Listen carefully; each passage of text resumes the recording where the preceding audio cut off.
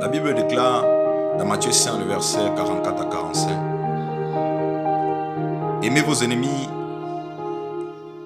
bénissez ceux qui vous maudissent et priez pour ceux qui vous maltraitent et vous persécutent. Dans ce passage, il est question d'aimer son ennemi, de prier pour lui et même celui qui te persécute aussi, de prier pour lui et de bénir même celui qui te maudit. Mais est-il possible qu'une personne naturelle puisse faire cela juste même par commandement? Je crois que la réponse c'est non. Parce que nous les hommes, nous sommes nés dans le péché. David a dit, je suis né dans le péché, ma mère m'a conçu dans le péché, dans Psaume 51. Parce qu'il n'a pas appris à pécher. Dans le passage du Psaume 51, dans le psaume de David, le psaume 51, il était question d'un grave péché qu'il avait commis même, qu'il avait ignoré lui-même. C'est pourquoi tous les hommes, nous sommes pécheurs et nous ne pouvons pas obéir à Dieu. C'est difficile par nous-mêmes. Mais grâce nous a été donnée par la voie du sang de Jésus. Et pour obéir ainsi et devenir fils de Dieu,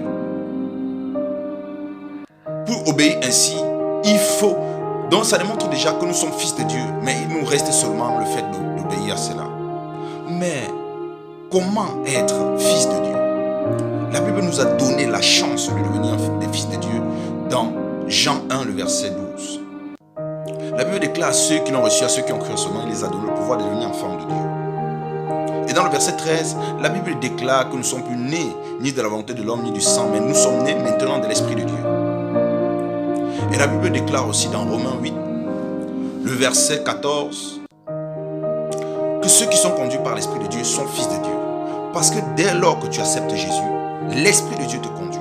C'est pourquoi lorsque le désir de ta chair désire lorsque ta chair désire même encore tomber dans le péché, et même qu'elle tombe même encore, l'Esprit de Dieu est là pour te faire connaître que tu as marché dans la mauvaise voie. Et toi, souvent, tu te sens culpabilisé parce que tu sens vraiment que tu as blessé ton âme. Mais là encore, l'Esprit te fortifie et te relève lorsque tu confesses et tu demandes la capacité à Dieu de marcher dans ses voies. Dieu te relève, mais ce n'est pas pour dire que tu ne tomberas plus. Dieu te soutiendra encore même lorsque tu es tombé. David a dit à Saül que l'Éternel qui m'a délivré de la patte de l'ours et de la gueule du lion me délivrera encore de la main de ce Philistin. David s'attendait toujours à Dieu chaque fois qu'il était devant l'obstacle. Et même s'il est tombé dans l'obstacle, il sait qu'il sortira. Parce que l'Éternel ne pourra pas laisser son enfant être persécuté ou être encore maltraité ou longtemps sans y intervenir. Comme je fais cette vidéo, c'est pour que ceux qui croient encore Jésus de manière religieuse deviennent les enfants de Dieu. Parce que nous tous, nous sommes nés dans la religion. Et moi, je me suis opposé longtemps à Jésus. Parce que je me rappelle aussi, lorsque j'insultais les femmes qui prêchaient l'évangile à côté de moi, au lieu du commerce où je vendais. Mais aujourd'hui, je parle de Jésus, je n'ai pas honte de l'évangile. En sortant du pays, je parlais de Jésus. Et j'ai décidé dans ma vie de parler de Jésus. Que ça plaise ou non à qui que ce soit, j'aime Jésus. Soyez tous bénis dans le nom de Jésus. Et je prie que vous aussi, vous puissiez connaître Jésus.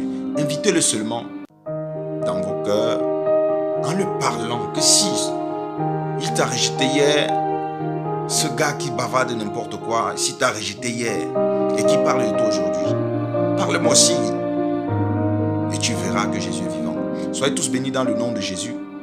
Jésus donne la capacité de devenir enfant de Dieu. Je n'ai pas dit serviteur parce que vous devenez serviteur de Dieu aussi plus tard pour la mission que Dieu vous demande d'accomplir. Mais vous êtes de l'origine enfant de Dieu. Soyez bénis dans le nom de Jésus. Shalom.